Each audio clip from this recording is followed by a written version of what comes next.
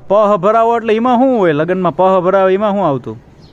પમાં નાળિયેર ખોબામાં દે.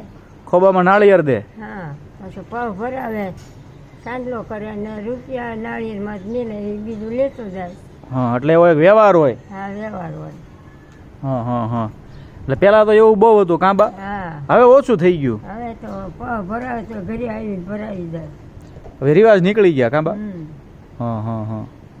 નકર તો પહેલી ફૂલેકું ચડતું. એવું દી હોય 4 વાગે ત્યાં આખા ગામમાં ફરવાનું ઘરે ઘરે. એવું. હા, ખોબામાં નાળિયેર હોય અને એમાં ગીત ગાતા આવતા હોય એ ઘરે ઘરે પગ ભરાવે બધા. ગીત કેવા ગાતા એવું યાદ છે કે? હા, ગીત તો અમે ભૂલી જાય બાપા. ન સાંભળ્યું. ઉંમર થઈ કાંબા. હવે બધું ગયું.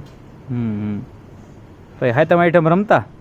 હાથે માથે રાહડા લઈ. હા, કેવા રાહડા લેતા બા? રાહડા તો 3 તાળીના પાડી, 3 તાળીના.